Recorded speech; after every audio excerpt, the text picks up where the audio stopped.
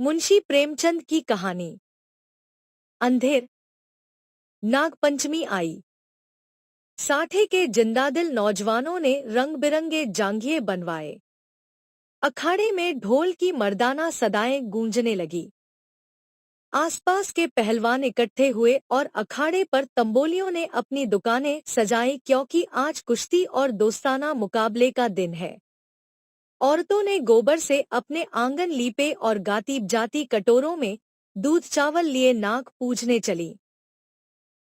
साठे और पाठे दो लगे हुए मौजे थे, दोनों गंगा के किनारे। खेती में ज्यादा मशक्कत नहीं करनी पड़ती थी, इसीलिए आपस में फौजदारियां खूब होती थी।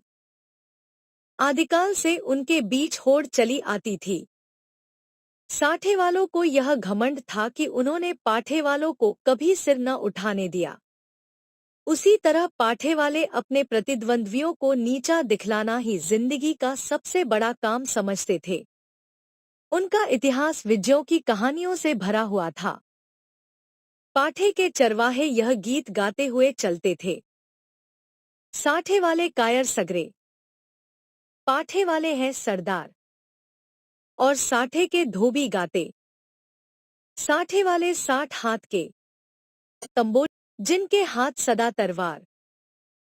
उन लोगन के जन्म नसाए, जिन पाठे मां लीन अवतार। गरज आपसी होड़ का यह जोश बच्चों में मां दूध के साथ दाखिल होता था, और उसके प्रदर्शन का सबसे अच्छा और ऐतिहासिक मौका यही नागपंचमी का दिन था। इस दिन के लिए साल भर तैयारियां होती रहती थी। आज उनमें मार्के की कुश्ती होने वाली थी। साठे को गोपाल पर नाज था, पाठे को बलदेव का गर्रा। दोनों सूरमा अपने अपने फरीक की दुआएं और आरजुए लिए हुए अखाड़े में उतरे। तमाशाइयों पर चुंबक का सा असर हुआ। मौजे के चौकीदारों ने लट और डंडों का यह जमघट देखा, और मर्दों की अंगारे की तरह लाल आंखें तो पिछले अनुभव के आधार पर बेपता हो गए। इधर अखाड़े में दांवपेंच होते रहे। बलदेव उलझता था, गोपाल पैंतरे बदलता था। उसे अपनी ताकत का जोश था, इसे अपने कर्तव्य का भरोसा। कुछ देर तक अखाड़े से ताल ठोंकने की आवाजें आती रहीं। तब यकायक बहुत से आदमी खुशी के नारे मार मार उछलने लगे। कपड़े और बर्तन और पैसे और बताशे लुटाए जाने लगे। किसी ने अपना पुराना साफा फेंका, किसी ने अपनी बोसीदा टोपी हवा में उड़ा दी। साठे के मंचले जवान अखाड़े में पिल पड़े और गोपाल को गोद में उठा लाए। बलदेव और उसके साथियों ने गोपाल को लहू की आंखों से देखा और दांत पीसकर रह गए। 10 बजे रात का वक्त और सावन का महीना। आसमान पर काली घटाएं छाई थी। अंधेरे का यह हाल था कि जैसे रोशनी का अस्तित्व ही नहीं रहा। कभी कभी बिजली चमकती थी, मगर अंधेरे को और ज्यादा अंधेरा करने के लिए। मेंढकों की आवाजें जिंदगी का पता देती थी, वरना और चारों तरफ मौत थी। खामोश, डरावने और गंभीर साठे के झोंपड़े और मकान इस अंधेरे में बहुत गौर से देखने पर काली काली भेड़ों की तरह नजर आते थे।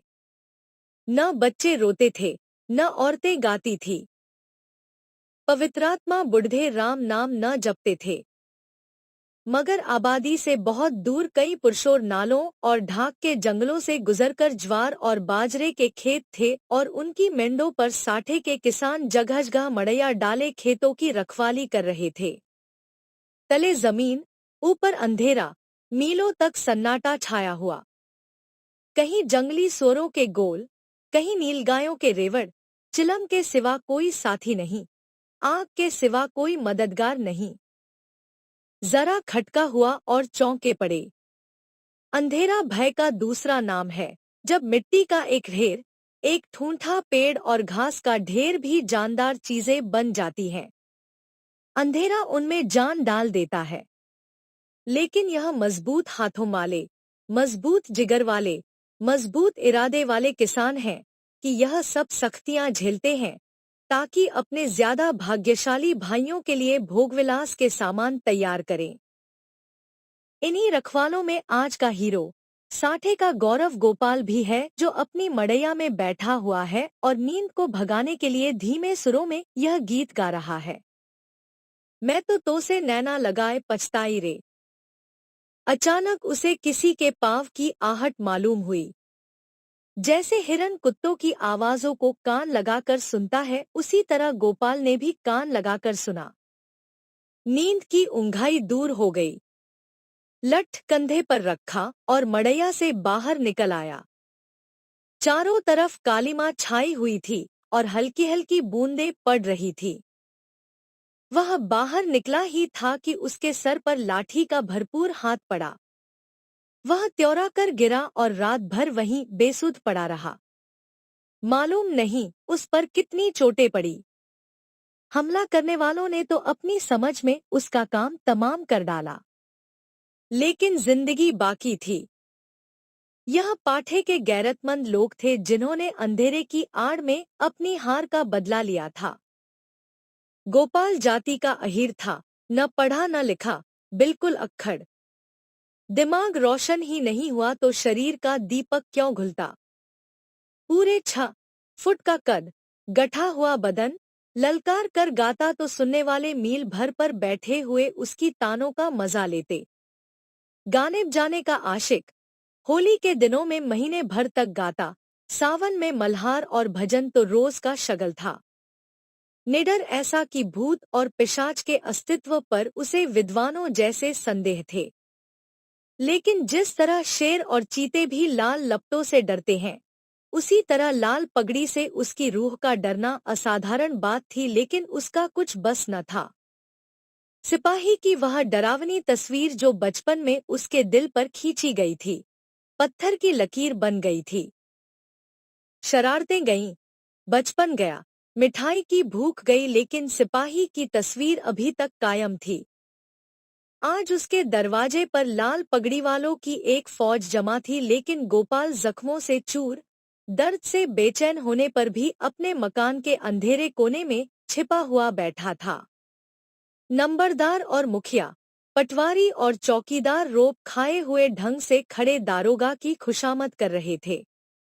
कहीं अहीर की फरियाद सुनाई देती थी, कहीं मोदी रोना धोना, कहीं तेली की चीख पुकार, कहीं कमाई की आंखों से लहू जारी।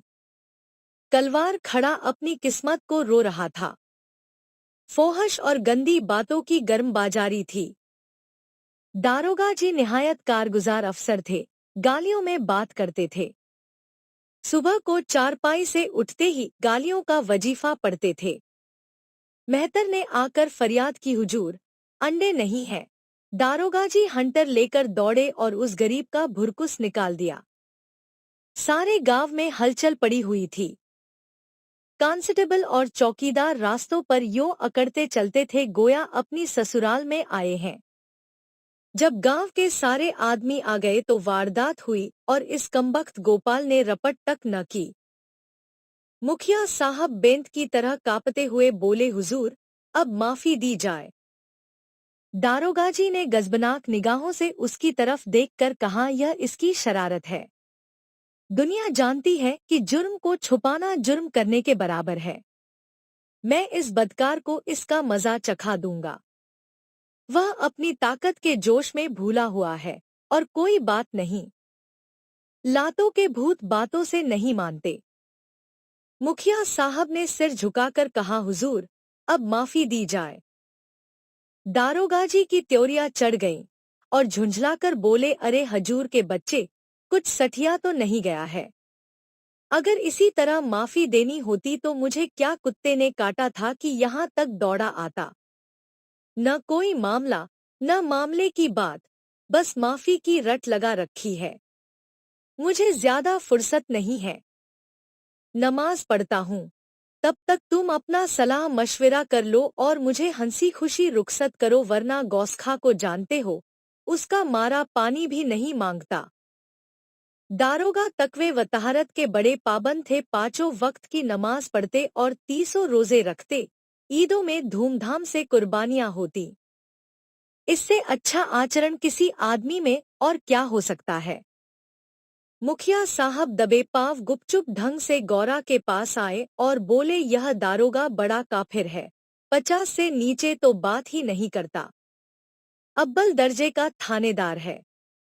मैंने बहुत कहा, हुजूर, गरीब आदमी है, घर में कुछ सुविधा नहीं, मगर वह एक नहीं सुनता। गौरा ने घूंघट में मुंह छिपाकर कहा, दादा, उनकी जान बच जाए, कोई तरह की आंच न आने पाए, रुपए पैसे की कौन बात है, इसी दिन के लिए तो कमाया जाता है। गोपाल खाट पर पड़ा सब बातें सुन रहा था। अब उससे न रहा गया।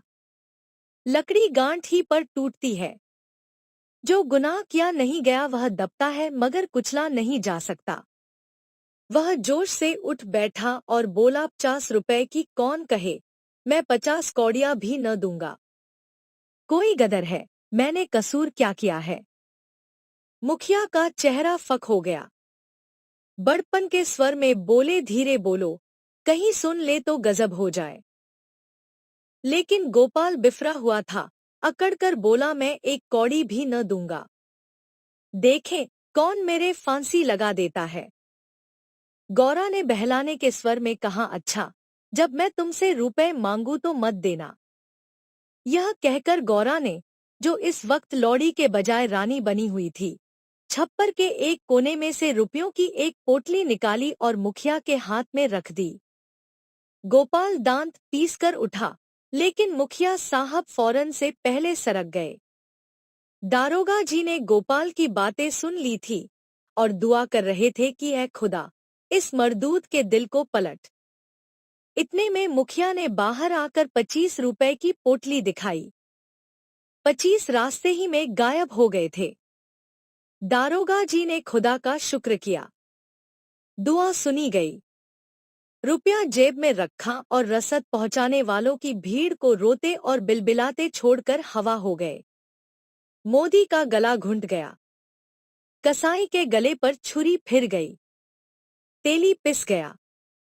मुखिया साहब ने गोपाल की गर्दन पर एहसान रखा, गोया रसद के दाम गिरह से दिए।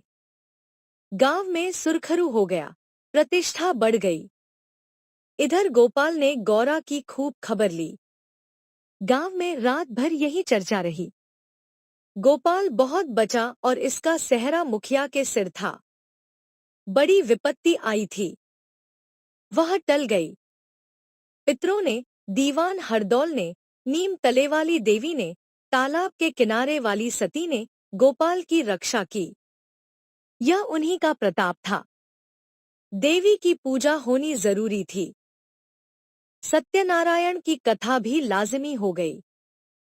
फिर सुबह हुई, लेकिन गोपाल के दरवाजे पर आज लाल पगड़ियों के बजाय लाल साड़ियों का जमघट था। गौरा आज देवी की पूजा करने जाती थी और गांव की औरतें उसका साथ देने आई थी।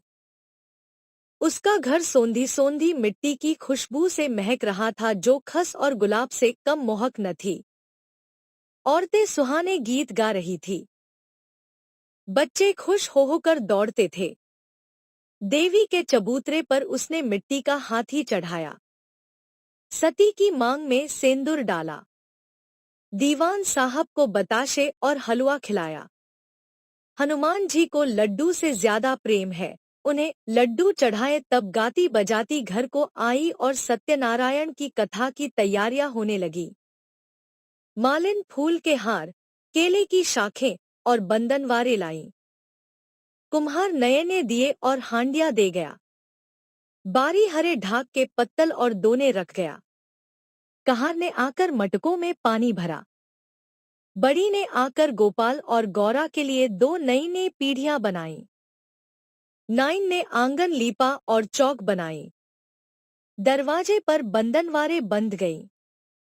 आंगन में केले की शाखें गड़ गईं। पंडित जी के लिए सिंहासन सज गया।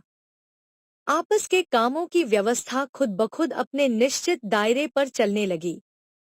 यही व्यवस्था संस्कृति है, जिसने देहात की जिंदगी को आडंबर की ओर से उदासीन बना रखा है। लेकिन अफसोस है कि अब ऊंच नीच की बेमतलब और बेहुदा कैदों ने इन आपसी कर्तव्यों को सौहार्द्र सहयोग के पद से हटाकर उन पर अपमान और नीचता का दाग लगा दिया है। शाम हुई। पंडित मोटेराम जी ने कंधे पर झोली डाली, हाथ में शंख लिया और खड़ाओं पर खटपट करते गोपाल के घर आ पहुंचे। आंगन में टाट बिछा हुआ था। गांव के प्रतिष्ठित लोग कथा सुनने के लिए आ बैठे। घंटी बजी, शंख फूंका गया और कथा शुरू हुई। गोपाल भी गाढ़े की चादर ओढ़े एक कोने में दीवार के सहारे बैठा हुआ था। मुखिया, नंबरदार और पटवारी ने मारे हमदर्दी के उससे कहा, सत्यनारायण की महिमा थी कि तुम पर कोई आंच न आई। गोपाल ने अंगड़ाई लेकर कहा, सत्यनारायण की महिमा नहीं, यह अंधेर है। समाप्त। कहानी आपको कैसी लगी? कमेंट करें, लाइक या अनलाइक करें, मित्रों को फॉरवर्ड करें।